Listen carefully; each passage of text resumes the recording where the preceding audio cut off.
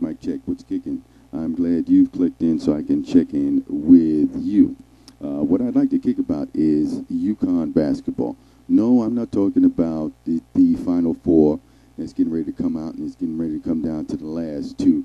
It's been, hey, I enjoyed it, you know. And, hey, isn't it ironic? The president was correct about Duke getting bumped in a certain round. Ooh, Mike Krzyzewski. Ooh, get a little bit upset, weren't you? But let's move on beyond that. Right now, the big brouhaha is Mr. Jim Calhoun, who's been having some problems. First of all, early in the year, there was a reporter who went to one of the post-game conferences for UConn basketball and started asking him about his paycheck.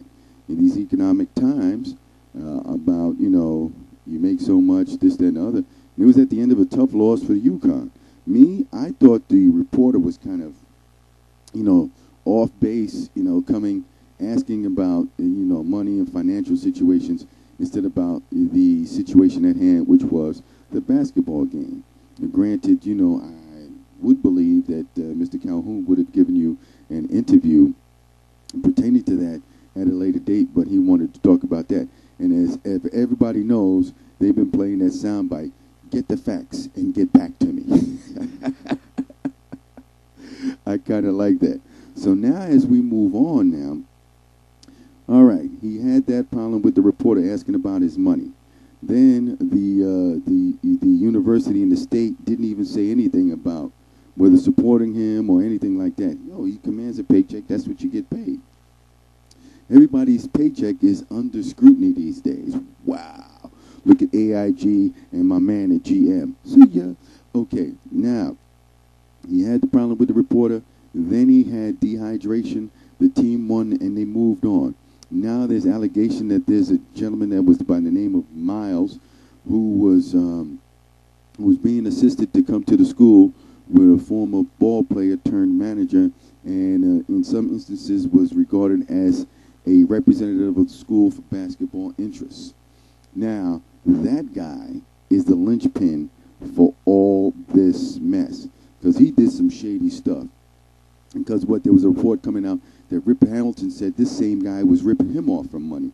First of all, that sounds like this guy was pretty shady and, you know, kept the pot cooking for his own edification. Now, Calhoun has been accused of making exceedingly amounts of text messages and stuff like this to get the recruit to come play ball at UConn. What happened to that ball player was that he was suspended from the school for violating a restraining order because he had inappropriate contact with a student up at UConn. Yo, you don't need somebody like that, you know, on your campus or anything like that. Get him out of here.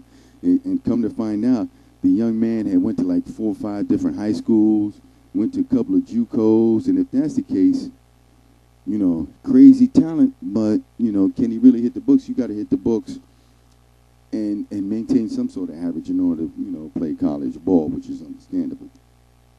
Now, that being the case, the NCAA, I think, has got to revise their rules because those kids make billions of dollars for the NCAA. Their television contract and all their contracts through major media outlets brings in tons of money for the NCAA. And then again, the schools get their little piece of the pie from this big media money. So if that's the case, why can't the NCAA amend some of its rules?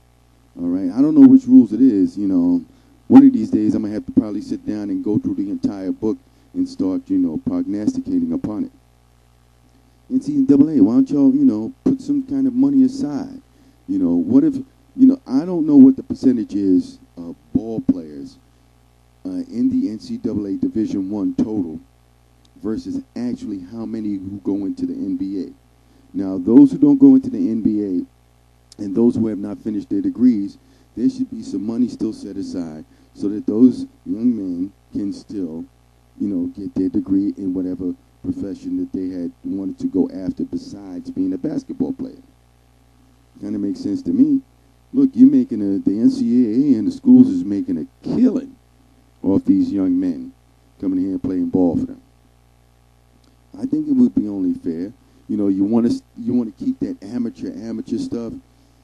Come on, man! It's a new era, man. Let's move forward. Let's think outside the box and move it in a different direction. Because now in the Olympics, you see that they can have professional athletes now participate in the Olympics.